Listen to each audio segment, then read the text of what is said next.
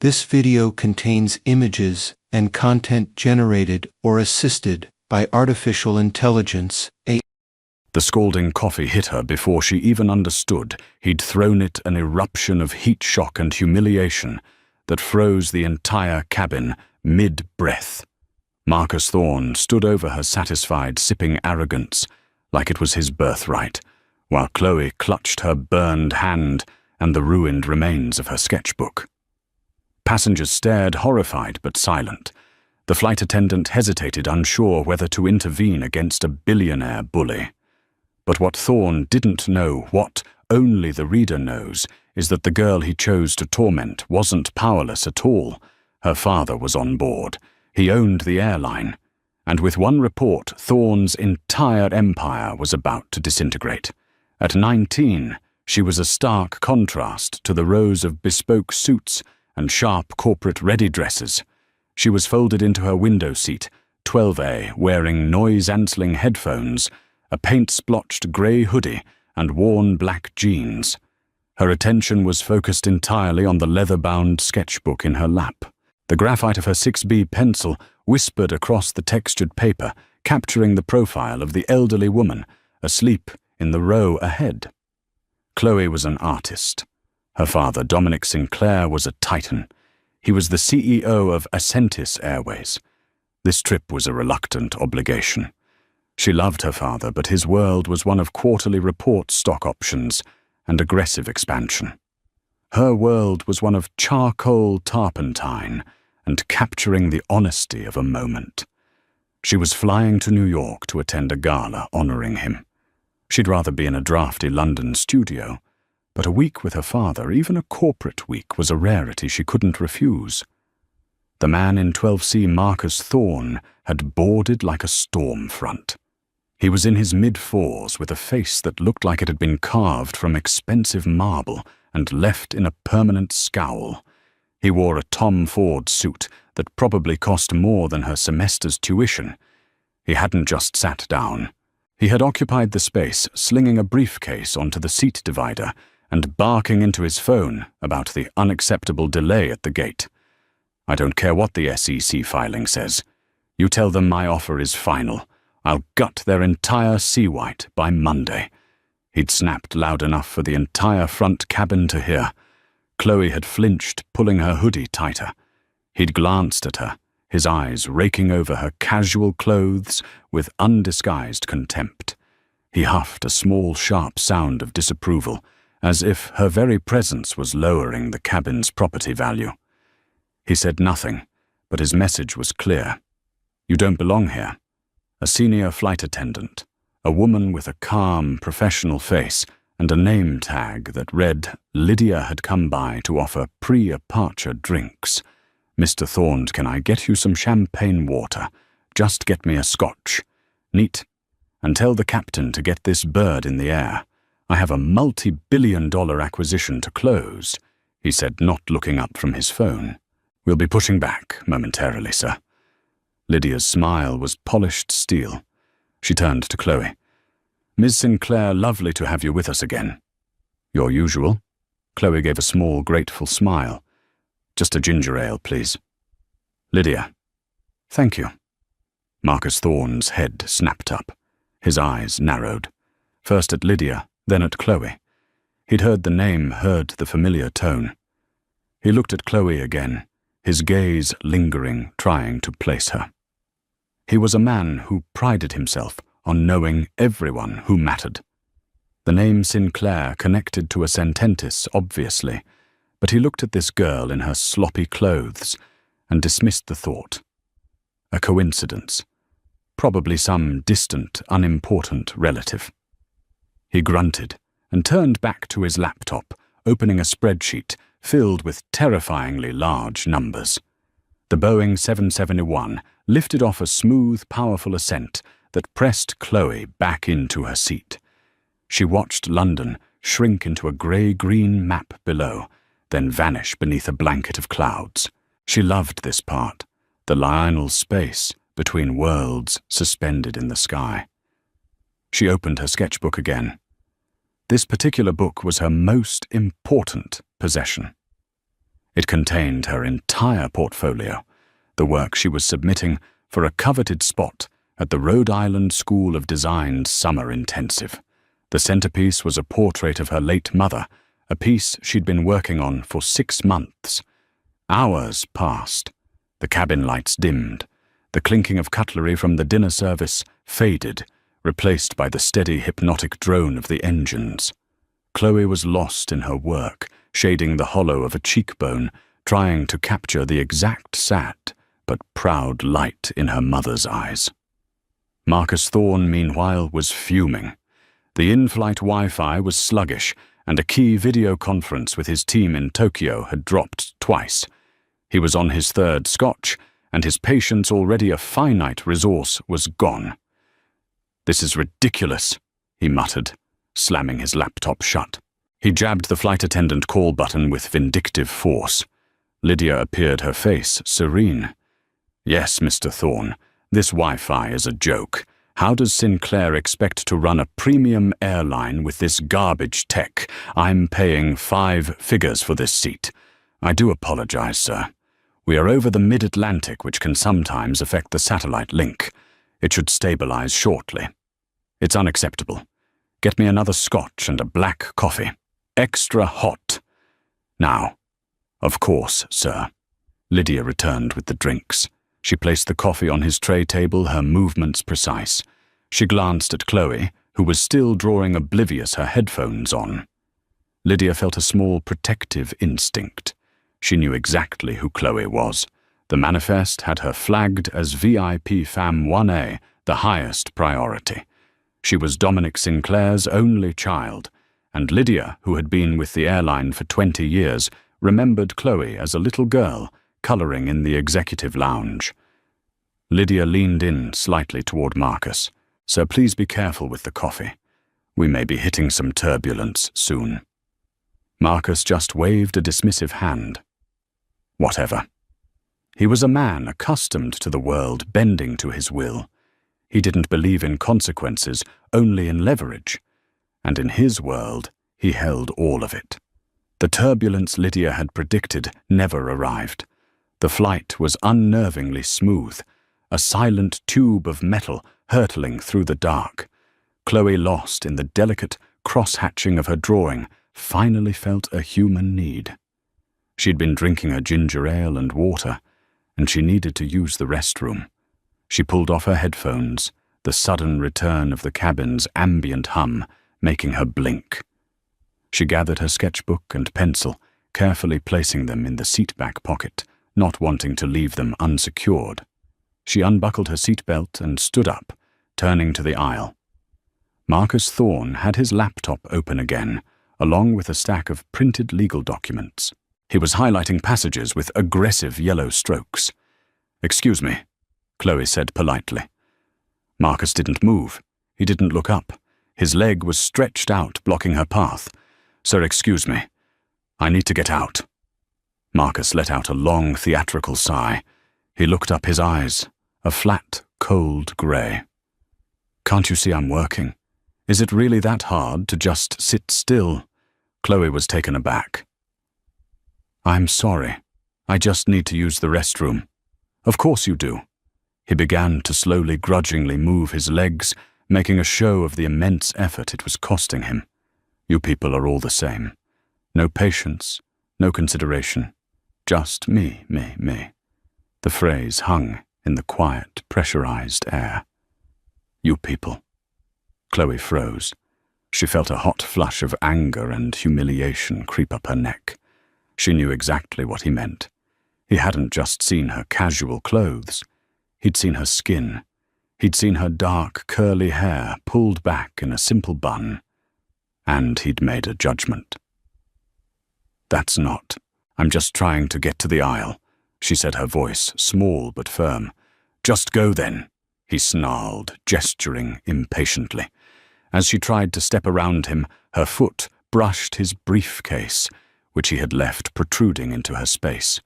It was a tiny, accidental touch. It was all the excuse he needed.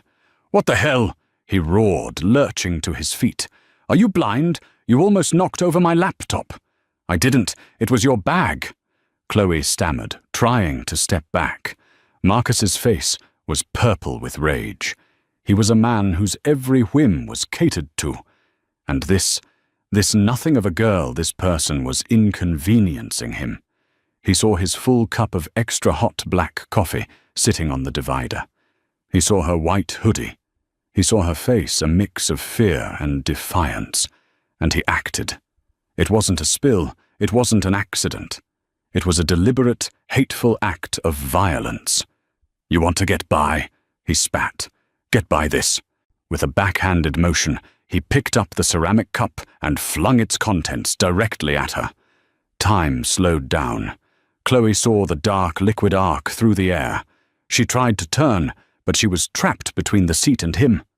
The coffee, still scolding, struck her in the chest, the arm, and her left hand. She screamed a sharp cry of shock and pain. The heat was immediate, a searing, angry burn on her hand. But the worst part was the splash. The dark, oily liquid saturated her hoodie, but a significant amount. It splashed up. It hit the seat-back pocket, dousing her sketchbook. The cabin erupted. A woman in the row behind gasped, "Oh my God!" Lydia and another flight attendant, Ben, were there in a second. "Sir." Lydia's voice was sharp, all pretense of service gone. Chloe was clutching her hand, tears of pain and humiliation welling in her eyes. My sketchbook," she whispered, her voice breaking. She pulled it out. The cover was soaked. She opened it and her heart shattered. The coffee had bled through the pages, the portrait of her mother. The graphite and charcoal were a smeared, brown, watery mess.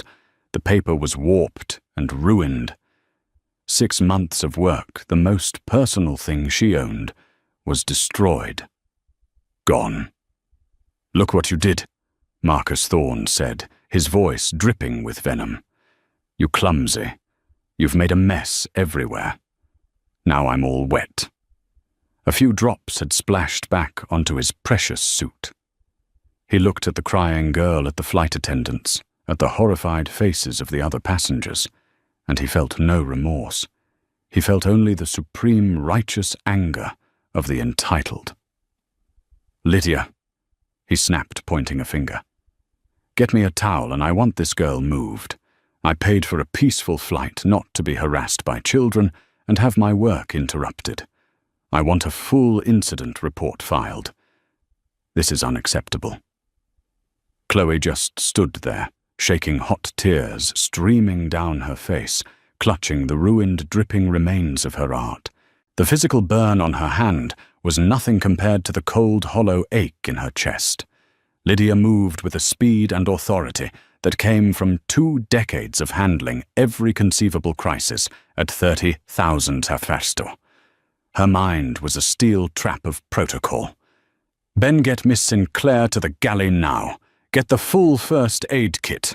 Run cold water on that burn immediately. Get her a change of clothes from the first-class kit," she ordered, her voice low and rapid.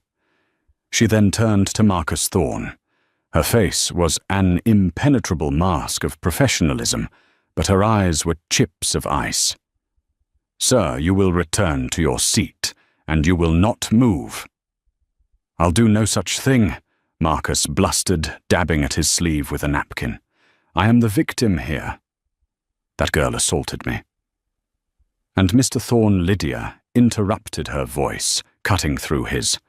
"I, along with at least 4 other passengers, witnessed you deliberately throw hot coffee on another person.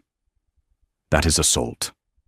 Sit down." Now the command in her voice, backed by the sudden focused glares of everyone around them, finally penetrated his bubble of arrogance. He huffed, but he sat snapping his seatbelt on with a violent tug. "You'll be hearing from my lawyers. I'll have your job. I'll have this whole airline." Lydia ignored him. She cast one last, worried look toward the galley, where Ben had taken Chloe, then strode purposefully to the front of the aircraft. She didn't stop at the main galley. She went all the way to the forward bulkhead, where a reinforced coded door separated the first-class cabin from the cockpit, and something else. Flight 101 was a 7 Idelia 7 to 300 ER, but it had been refit with the Centis's flagship product, a private suite known only as the Residence. It was a 3-room apartment in the sky, with a living room, a bedroom, and a private bath complete with a shower. It was reserved for royalty heads of state and one other person, Dominic Sinclair, who used it as his mobile office. Lydia keyed in a code. The door hissed open. She spoke to the flight attendant stationed there. "Is he awake? He's on a video call." "Lydia, what's wrong? You're pale." "We have a code. Read a passenger assault. The victim is Ms. Sinclair." The other attendant's eyes went wide. "Oh, God." "Okay." She pressed a button on an internal phone. "Sir, I apologize for the interruption, but Monsieur Marx needs to speak with you. It's an emergency." "Yes, sir." The attendant nodded to Lydia. "Go." Meanwhile, in the galley, Ben was gently running lukewarm water, not cold as per his training to avoid shock over Chloe's reamed left hand. "It's not that bad," Chloe whispered, wincing. It was the shock. It's a first. Maybe a mild second. Derry Byrne will get it wrapped." "Miss Sinclair, I am so sorry. I've never seen anything like it." Chloe wasn't listening. She was staring at the soggy, ruined sketchbook that Ben had placed on the counter. "He ruined it," she whispered. "My mother's portrait. It's gone." She sank onto the small jump seat, her body trembling. The dam of adrenaline and shock broke, and she began to sob silent, wrecking sobs that shook her entire frame. Ben could only stand by, handing her dry towels, his heart breaking for her. He'd seen anger, drunkenness, and entitlement, but he'd never seen such casual, directed cruelty. A few minutes later, Lydia returned to the galley with a fresh set of first-class pajamas, a soft navy blue tracksuit. "Chloe," she said softly, using her first name. "Can you change into these? We need to get that wet hoodie off you." Chloe nodded numbly, taking the clothes and disappearing into the small crew restroom. When she emerged, she looked even smaller, swallowed by the tracksuit. Lydia was gently dabbing the ruined sketchbook with paper towels, trying to salvage what she could, but it was hopeless. The ink and charcoal were a permanent, muddy stain. "Lydia," Chloe whispered, her voice raw. Why was he so angry? Lydia stopped her hands, tightening on the towel. "Some people, Chloe," she said, her professional mask slipping for just a second, "are just empty. They're black holes of entitlement. They have to prove they're big by making everyone else feel small." She looked up as the galley curtain was pulled back. "He's coming." Chloe looked confused. "Who's coming? The captain?" "No," Lydia said, straightening her uniform. "Your father." The door to the residence opened with a near-silent hiss of pressurized air. Dominic Sinclair emerged, followed by a tall, broad man in a plain black suit who looked like he could bench-press the entire beverage cart. This was Price Dominic's head of personal security. Dominic was not in a suit. He was wearing dark trousers, a grey cashmere sweater, and looked more like a man relaxing in his penthouse than a CEO at 30,000 afterperceived. But there was nothing relaxed about him. His face, usually calm and analytical, was set in lines of cold, controlled fury. Lydia had given him the 60-second summary. "Passenger male assaulted Chloe, hot coffee, deliberate." He didn't rush. He walked. He moved from the tiny private lobby of the residence through the first-class cabin and into business class. His presence changed the air pressure in the cabin. Passengers who had been whispering went silent. People who were asleep seemed to sense the shift and stirred. He was a man who radiated an aura of absolute command. And this was his aircraft. Marcus Thorne was still stewing in his seat to 12C. He was already composing the scathing email he would send to the Ascentis board. He would demand Lydia be fired. He would demand a full refund and 1,000,000 frequent flyer miles in compensation for the harassment he'd endured. He saw the tall, powerful man walking down the aisle, and his heart did a sudden, excited leap. He knew that man. It was Dominic Sinclair, the myth, the man who had taken a legacy airline and turned it into the most profitable, most exclusive carrier in the world. Marcus had been trying to get a meeting with him for a year, the Sterling Kai acquisition he was flying to New York for. Sinclair was a peripheral but crucial investor in the Sterling Group. This was perfect. This was his opportunity. Marcus immediately switched personas, his face transforming from a scowl to a mask of obsequious concern. He unbuckled his belt and half stood as Dominic approached. "Mr. Sinclair, what an unexpected pleasure." Marcus gushed, extending a hand. "Marcus Thorne, Thor Capital. I'm not sure if you remember. We met at the Davos luncheon." Dominic Sinclair walked past him as if he were a piece of furniture. He didn't slow down. He didn't break stride. His eyes were locked on the galley at the end of the cabin. Marcus's hand was left hanging in the air. His smile froze, then curdled. The public snub was more shocking than a physical blow. At that exact moment, Chloe stepped out of the galley, her face pale, her eyes red and puffy. She was holding the damp, ruined sketchbook to her chest like a shield. Dominic stopped. The cold fury on his face melted, replaced instantly by a wave of pure paternal concern. He strode the last few feet and put his hands on her shoulders. "Chloe, my God, are you all right?" Lydia said. "You were burned." "Let me see." Chloe looked up, and the sight of her father, her powerful, unshakable father, finally broke her. "Dad," she whispered, her voice cracking. He ruined it. He ruined Mum's picture." She didn't mean to. She tried to hold it in, but she collapsed against his chest, the sketchbook crushed between them, and she cried. Dominic wrapped his arms around her, holding her tight, his hand stroking the back of her head. He closed his eyes for a single second, a fleeting look of agony passing over his face. He felt the dampness of her hoodie.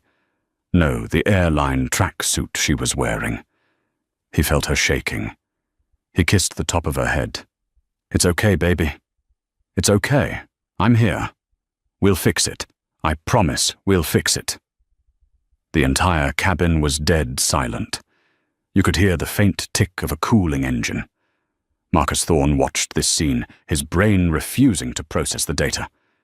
Chloe Sinclair. Dad. Dad. His mind raced back. Lydia's familiar tone. Ms. Sinclair. The girl in the hoodie. The CEO, Chloe Sinclair. Dominic Sinclair. He felt the blood drain from his face. It was as if he'd been flung from the aircraft into the 70-degree air outside. He was cold. He was numb. "Oh," he whispered to himself. "Oh no." Dominic Sinclair held his daughter for another 10 seconds, comforting her.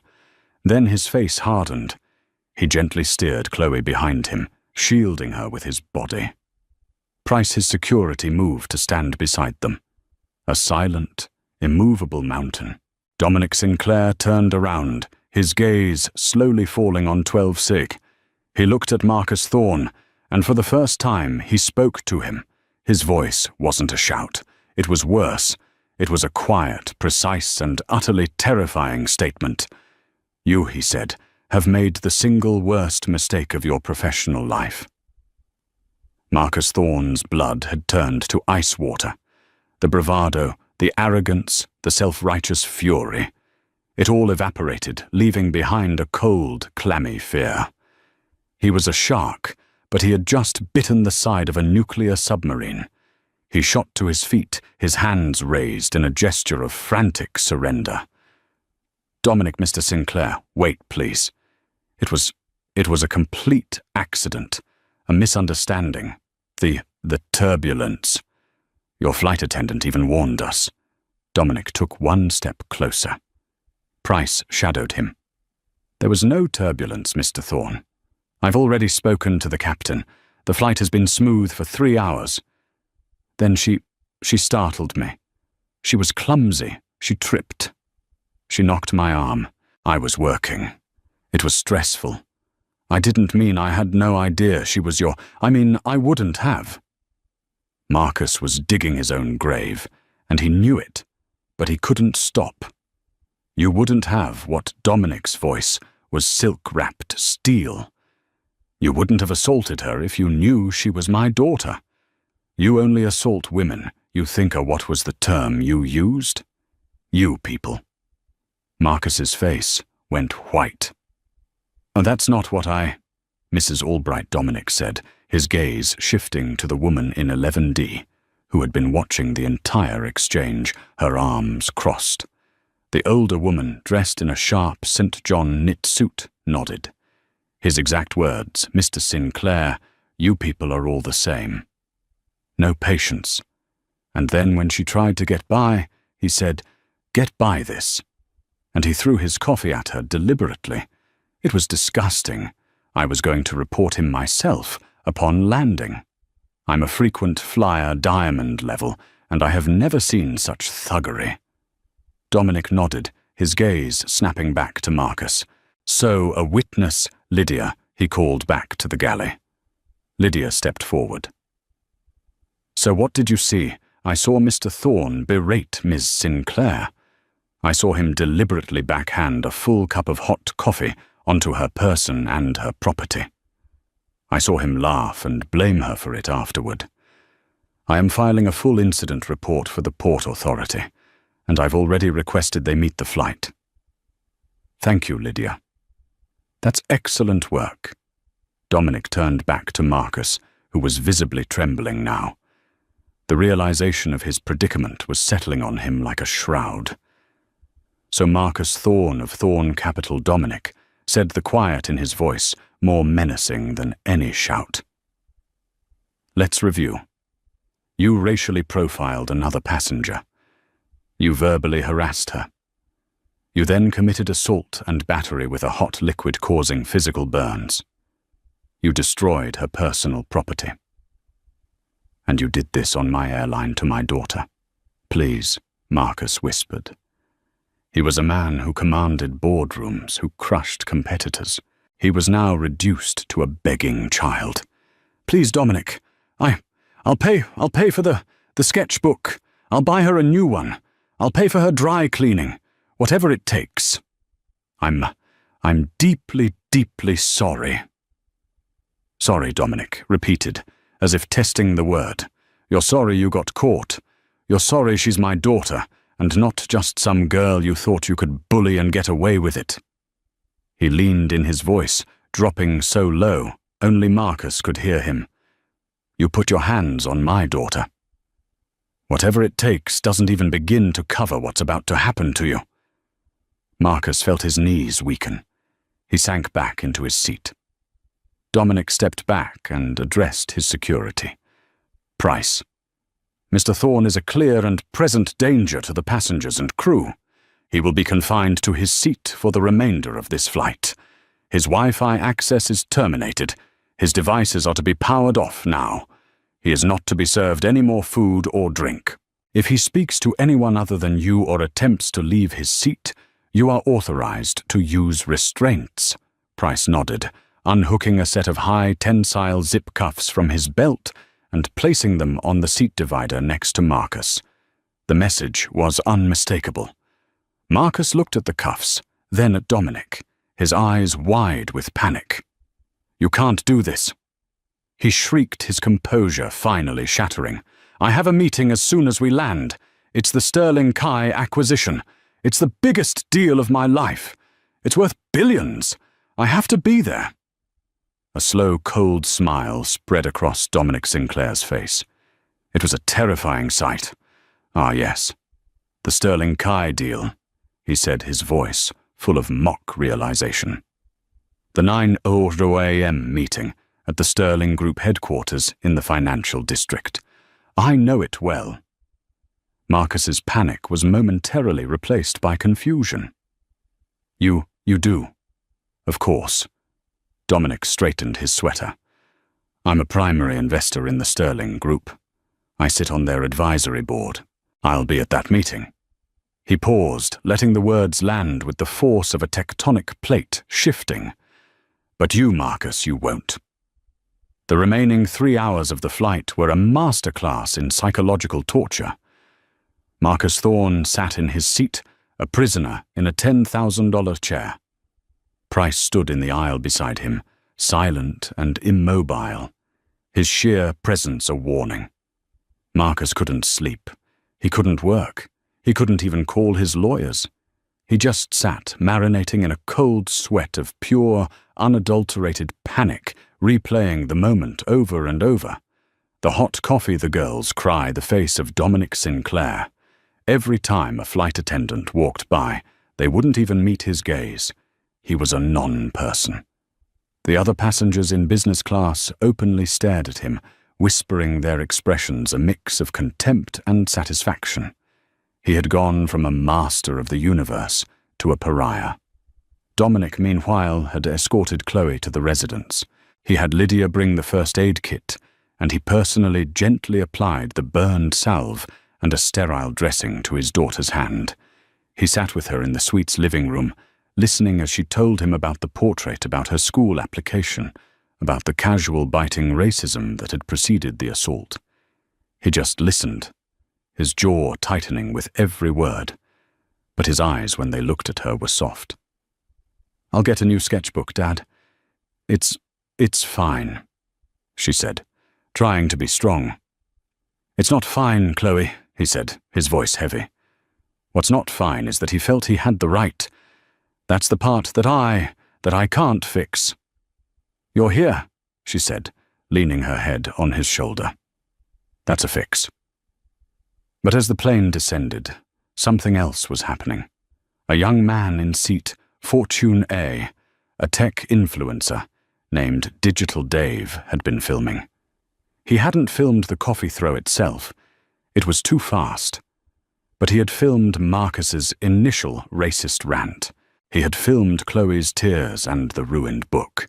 And he had filmed the entire magnificent, cinematic confrontation, Dominic Sinclair's arrival, the dawning horror on Marcus's face, and the cold, precise verdict. As soon as the plane was below 10,000 FT and the device's rule was lifted, though Wi-Fi was still off, he was editing. The moment the wheels touched the tarmac at JFK and the ding sounded for Wi-Fi reconnection, he hit upload. He posted it to X, formerly Twitter, TikTok, and Instagram. The title was electric. Must watch racist CEO Marcus Thorne, Thorne Capital, pours coffee on black woman on a Centus flight. Then her father, the airline CEO Dominic Sinclair, shows up and destroys him. Karma and Hentis Marcus Thorne. The plane taxied to the gate. The seatbelt sign went off. "All passengers please remain seated." Lydia's voice came over the PA. "We ask that all passengers remain in their seats until our security team has addressed a situation on board." The door opened. 3 Port Authority police officers boarded. Mr. Marcus Thorne, one of them, said, his voice booming. Price pointed. "Seat 12C. So you need to come with us. Please grab your belongings. This is a misunderstanding." Marcus yelled, his voice cracking. "I'm the victim. I was harassed. You can't arrest me." "So we're not arresting you. We're detaining you for questioning regarding an assault complaint filed by the flight crew. Now move." As Marcus was hauled out of his seat, grabbing his briefcase, a dozen cell phones were out, all recording. He was marched down the aisle. His Tom Ford suit rumpled his face, a mask of sweaty desperation. It was the ultimate walk of shame. By the time he was in the terminal, being led to a private security office, the video was already at 500,000 views. By the time Dominic and Chloe disembarked privately from a separate exit, it was at 2 million. News vans already at JFK for another story were scrambling. Forbes had the story. The Wall Street Journal had the story. TMZ had the video. The internet had passed its judgment. The moment the 777's door slid open, Marcus Thorne's world, which had been teetering on a precipice for 3 hours, fell into the abyss. The 3 Port Authority police officers who boarded were not the bumbling small-town cops of his imagination. They were large, weary, and utterly unimpressed. Mr. Marcus Thorne. One officer, a man with a chest like a filing cabinet and a name tag reading Kowalski, bellowed. Price Dominic's security simply pointed. "Seat 12C. Sir, you need to come with us. Please grab your belongings." "This is an absolute outrage," Marcus began, his voice a cracking version of its usual boom. "I am the victim here. I was harassed. I was threatened by that." That girl's father, I have a Sir Kowalski, interrupted, his hand resting on his utility belt. "We can do this in the seat, or we can do this on the jet bridge. But you are coming with us. The complaint has been filed. Grab your bag." The mask of authority, the one Marcus wore like a second skin, had been ripped away. He was no longer a CEO. He was just a man being told what to do by another man with a gun.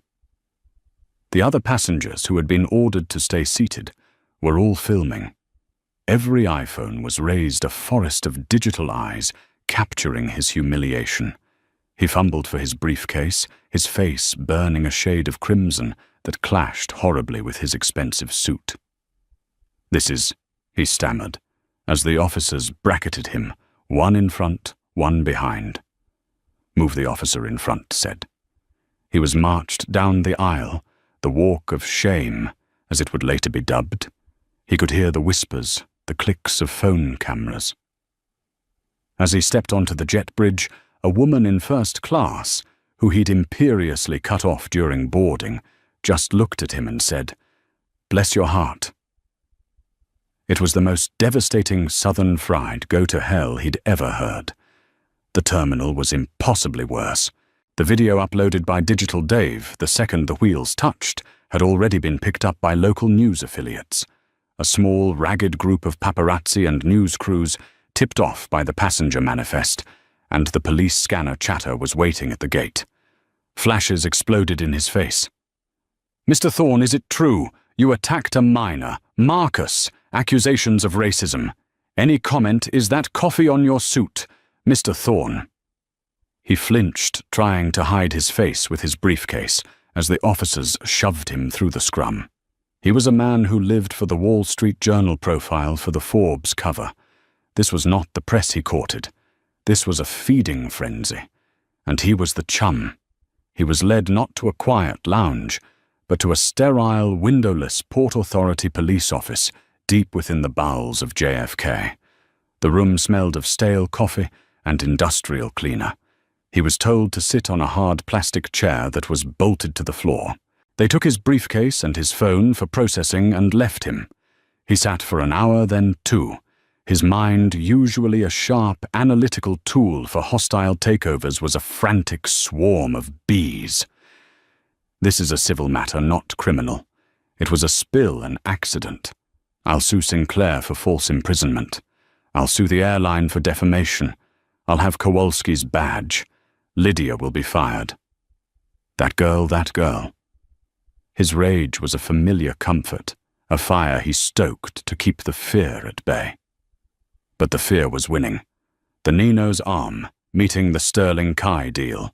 His entire year, his entire legacy was balanced on that meeting. The door opened. His lawyer, Alan Murdoch, rushed in, his hair askew, his tie loosened. "Marcus, my God, what did you do?"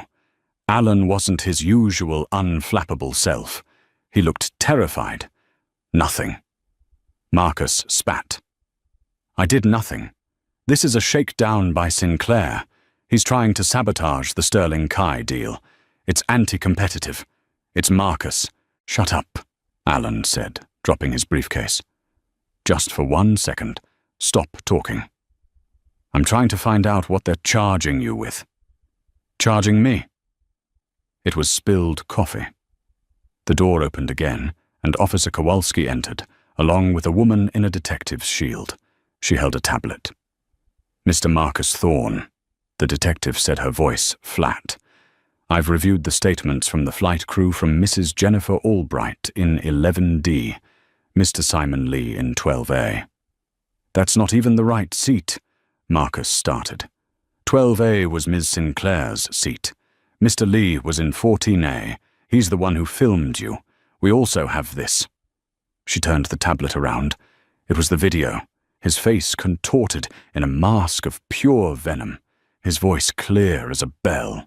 You people, the backhanded swing of the cup, the girl's scream, the look of satisfaction on his face. Afterward, Marcus stared. That's edited. It's out of context.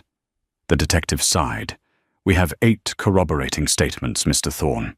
You're being charged with misdemeanor assault in the 3rd degree and harassment in the 2nd degree. Due to the nature of the incident and the evidence, the DA is also considering a hate crime enhancement. A hate crime, Marcus's voice was a squeak. That's what calling someone you people before you physically assault them tends to generate.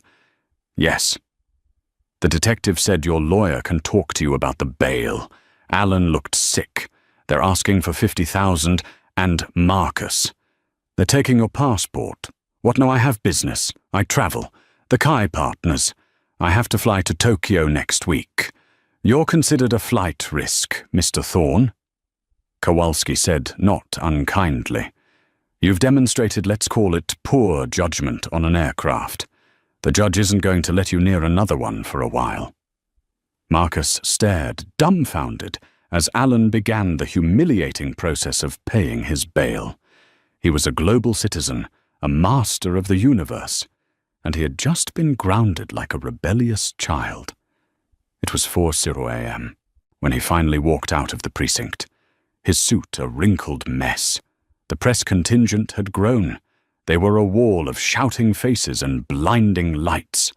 Mr. Thorne, your board has called an emergency meeting.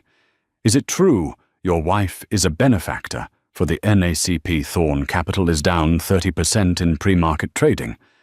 Marcus, are you resigning? He and Alan shoved their way into a waiting town car. The second the door was closed, Marcus ripped his phone from Alan's hand. It had been in an evidence bag, powered off. He turned it on. It was like igniting a bomb. The phone didn't just vibrate, it screamed, a solid, unending buzz of notifications as 5 hours of global outrage flooded its circuits. 742 text messages, 320 emails, 411 missed calls. His lock screen was a waterfall of alerts. Bloomberg, Forbes, Wall Street Journal, The New York Times, The Daily Mail, TMZ Thorne in a storm. CEO's air rage assault goes viral. Marcus Thorne's billion-dollar coffee. Spill Thorne Capital. Thurn Cap plummets as CEO's racist rant surfaces. Alan, he whispered, his hands shaking. Alan, what is this plummets? It's bad, Marcus. The video has 75 million views. The official has sent his statement. It's brutal. They've banned you for life, pending the results of the criminal investigation into your unprovoked and hateful assault on a fellow passenger. They can't say that. They did. And then Dominic Sinclair's personal office released a second statement. Alan read from his own phone. As a father, I am disgusted. As a CEO, I am appalled. The safety and dignity of our passengers and our crew is paramount. This incident will be prosecuted to the fullest extent of the law. He didn't even mention she was his daughter, Marcus. He positioned himself as the protector of all passengers. The phone rang in Marcus's hand. The screen flashed. Catherine, his wife. A wave of not relief, but something washed over him. Catherine would fix this. She handled the PR, the galas, the soft side. Cat, he answered, his voice desperate. Cat, thank God. You won't believe the lies they're telling. This is a nightmare. There was a long, cold silence on the line. No, Marcus, she finally said. Her voice was unrecognizable. It was flat, dead, devoid of any emotion. This is a reckoning. Catherine, what are you talking about? I'm coming home. We'll draft a statement, an apology. You are not to come to the penthouse. Marcus, the locks have already been changed. What you can't? The doorman. The doorman works for the building which I own. A courier is on his way to your office as we speak. He has the divorce papers. You'll be hearing from my lawyer. Lawyer. What lawyer? Will use Alan. I'm not using Alan Marcus. I'm using Sarah Albright. The name took a second to register. Albright, the woman from seat 11D. Yes, the witness. She's my old sorority sister. We spoke while you were being detained. Turns out she's the most decorated divorce attorney in New York State. She's quite invigorated by this case. Catherine, you can't. He shrieked. The prenup, you get nothing. The prenup, she said, her voice, now containing a terrifying cold amusement, has a morality clause, which my attorney, who again witnessed your little performance, seems to think you violated in spectacular, globally televised fashion. Goodbye, Marcus. Oh, and all my donations to the minority youth funds. I'm having them all reissued from Catherine Thorne in honor of Chloe Sinclair. The line went dead. At 8:45 a.m., Marcus Thorne, having showered and changed into a fresh suit at a midtown hotel, walked into the headquarters of the Sterling Group. He hadn't slept. His eyes were shot with red, but his jaw was set. He was a cornered animal, and he would fight. This deal was his life. The receptionist, a young woman who had just last week gushed over his impeccable taste in ties, now looked at him as if he were a piece of rotting food. Mr. Thorne there, waiting for you in the main boardroom. The walk down the hall was the longest of his life. Every eye was on him. He pushed open the heavy oak doors. The room was full. Robert Sterling, the company's silver-haired patriarch, sat at the head of the table. The entire executive board was present. On the massive video wall, the partners from Kai Innovations, Mr. Tanaka and Ms. Chen, were patched in from Tokyo, their faces like stone. And at the far end of the table, looking as if he'd slept a sound, 12 hours sat Dominic Sinclair. He was stirring a cup of tea. He didn't look up when Marcus entered. Marcus. Robert Sterling began his voice, devoid of its usual warmth. Sit. We have, of course, all been made aware of the incident. Robert. Marcus began his voice, a desperate attempt at its usual confident baritone. Robert friends Mr. Tanaka Miss. Chen. I am here to offer my deepest, most profound apologies. What you saw was a gross misrepresentation of a moment of high stress. I was provoked, harassed. The video was edited by a blogger to make me look bad. It was out of context. Ms. Chen on the video screen unmuted her microphone. Her voice was sharp. Out of context, Mr. Thorne, was your use of the phrase, "You people out of context." Was your physical assault of a young woman out of context? That's not I was referring to impatient passengers. He lied, and he knew they knew it. Mr. Tanaka spoke, his English precise. Mr. Thorne, Kai Innovations is a family brand. Our reputation in Asia and globally is built on trust and harmony. The video of your incident is the #1 trending topic on Weibo. Our partners are asking if we are now in business with a violent American racist. This is not a tenable situation. I'm not a racist, Marcus pleaded. I'll make a donation, a large one, to any charity you want. Robert Sterling sighed and pushed a single folder across the polished table. It's too late for that, Marcus. The damage is done. The Sterling Group is a legacy brand. We cannot and will not be associated with this. The board, in conjunction with our partners at Kai, has voted to terminate our relationship with Thorne Capital. What Robert number this deal? It's my life's work. It's worth billions. We can just wait for this to blow over. It's not blowing over, Marcus. Robert said it's blowing up. Our stock dropped 8% at the opening bell simply from the association with you. The deal is dead for you." Dominic Sinclair finally looked up from his tea. He placed his spoon delicately on the saucer. "Actually, Robert, that's not quite true." All eyes turned to him. Marcus felt a cold dread, a new, deeper level of hell opening beneath him. "The deal is not dead," Dominic said, his voice calm and reasonable. "The deal is excellent. The synergy between Sterling and Kai is remarkable. It's only Thorn Capital's involvement that's the problem. The 15% stake you were leveraging your entire company to acquire. It's a gap." He smiled, a thin, razor-sharp expression. "As a primary investor in Sterling, and as a gesture of, let's call it, good faith after this unfortunate incident, Ascentis Airways' logistics and investment arm will be stepping in. We'll be acquiring that 15% stake at a significant discount. Of course, given the circumstances, Marcus's world tilted. You did this. You planned this," he sputtered. "This was a setup. You used your daughter." The room went deathly silent. The air crackled. Dominic Sinclair slowly rose from his chair. He walked around the table until he was standing directly behind Marcus. He leaned down his voice, a low, terrifying whisper in Marcus's ear. "You are a pathetic, hollow little man, Marcus. You think I would ever risk a single hair on my daughter's head for money, for a deal?" He tapped the folder on the table. "You did this. You built this entire beautiful self-destructing bomb all by yourself. You handed me the match. You told me to light it.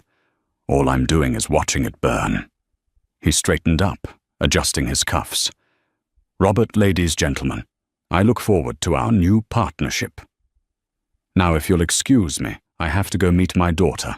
We're going to the Met Security." Two large men who had been standing by the door stepped forward. "Mr. Thorne's time here is concluded," Dominic said. As Marcus sat paralyzed, the men took his arms and lifted him, not gently from the chair. He was for the second time in 12 hours escorted out of a room he had entered as a king. He didn't even go to his office. He went straight to Alan's. He was sitting there staring at a blank wall when Alan came in, holding a tablet. Alan looked like he had aged 10 years. "It's a route, Marcus, a complete route." "So I lost the deal," Marcus said, his voice numb. We'll short Sterling. We'll find a new acquisition. We'll survive." "No," Alan said. "We won't. You won't." "Marcus, the board, they've been in an emergency session since the market opened. My board. My board. I put every single one of them in their seats. They work for me." "No, Marcus," Alan said, turning the tablet around. The ticker for Thorin Cap was a solid, downward, pointing red line. It was down 64%. They work for the shareholders, and the shareholders are in open revolt. The pension funds, the ethical investors, they're dumping the stock. Lenders are calling in your credit lines. They're all citing the same thing. Your contract, my contract, the morality clause, the one you insisted on to fire that analyst in 2021 for his offensive tweets. A secure email pinged on Alan's laptop. He opened it, read it, and his face went completely slack. "It's over, Marcus." What is the board? It's a press release. They're sending it out in 5 minutes," Alan read from the screen. "Effective immediately, the board of directors of Thorn Capital has voted unanimously to terminate the employment of Marcus Thorne as CEO and chairman for cause citing gross misconduct and irreparable reputational damage to the brand. The board is also initiating a clawback provision to recover his last 2 years of executive bonuses. A new interim CEO will be named by end of day." Marcus Thorne just sat there, fired from his own company. The name on the building was his, but he couldn't even get past security. A week later, Chloe stood in a quiet, sun-drenched studio in the conservation wing of the Metropolitan Museum of Art. Dominic had pulled every string he had. On a sterile white table lay her sketchbook. Dr. Aris, the head of paper conservation, was looking at the pages with a magnifying light. "The paper is high-quality vellum," she said, her voice soft. "But coffee, especially hot coffee, is a nightmare. It's acidic, and the heat acts as a mantle, bonding the graphite and charcoal with the stain. It's not a matter of cleaning it. The original work is changed permanently." She had managed to separate the centerpiece, the portrait of her mother. The image was there, but a large, ugly, yellowish-brown cloud obscured half of her face. It was like a scar. It's ruined," Chloe whispered, a fresh wave of grief hitting her. "No," Dr. Aris said gently. "It's finished, just not by you." Dominic put his hand on her shoulder. "Chloe, I'll commission. I'll weaken." "It's okay, Dad," Chloe said. Her voice was quiet, but it wasn't sad. It was different. She touched the stained page, the ugly brown splotch. She felt the anger, the humiliation, the pain of the last week. She looked at the clean page opposite the ruined portrait. She picked up a new 6B pencil. She didn't try to draw her mother. She didn't try to replicate what was lost. She began to draw him. She used the coffee-stained page as a challenge. She incorporated the ugly, angry, brownish-yellow color into her work. The stain became his flesh tone. The splotches became the shadows under his eyes. The drawing that emerged was not a photorealistic portrait. It was an explosion of feeling. It was his face, distorted with rage, his mouth open, his eyes, full of that terrible, hollow entitlement. It was raw, powerful, and utterly brilliant. Dominic watched her, his heart aching, with a pride so fierce it almost hurt. His phone buzzed. He stepped away. "Yes." "Oh, Sarah. Yes, she's right here. You did, my God, that's thank you." "Thank you." He hung up and walked back to his daughter, who was lost in the shading of her new piece. "Chloe." She looked up, her fingers smudged with graphite. "That was Mrs. Albright, the passenger from 11D, your mother's new divorce lawyer. Is Mom okay?" "She's more than okay." Dominic smiled. "But that's not why she called. It seems she also sits on the board of trustees for the Rhode Island School of Design." Chloe's eyes went wide. "She saw your art Instagram. She sent your entire portfolio, along with a high-res photo of the damage and her personal scathing eyewitness account to the head of admissions. They're not just offering you the summer intensive, baby." He paused, his voice thick. "They're offering you a full 4-year scholarship. The Chloe Sinclair Resiliency in Art Scholarship. They want you for the fall. They said they value artists who aren't afraid to show their scars." Chloe looked from her father to the ruined portrait of her mother, to the new fierce and terrifyingly beautiful drawing of her attacker. The old work was gone, destroyed by hate. But the new work, born from pain, was her future. She turned to a fresh, clean, unstained page and began to draw. And just like that, with one backhanded cup of coffee, Marcus Thorne lost everything. His deal, his company, his wife, and his reputation. This is what we mean when we say hard karma. Dominic Sinclair didn't just fire him. He let the world see Marcus for who he truly was, and the world did the rest. Chloe, meanwhile, turned her trauma into triumph, proving that the best revenge isn't just getting even but rising above. What do you think was this karma deserved? Was it too much, or was it exactly right? Let me know your thoughts in the comments below. Have you ever seen someone get a taste of their own medicine like this? If you loved this story of drama and karmic justice, please hit that like button. It really helps the channel. And if you want more true life stories of revenge and consequences, make sure you subscribe and ring that notification bell. We post new videos every week and you won't want to miss what's next. Thanks for watching.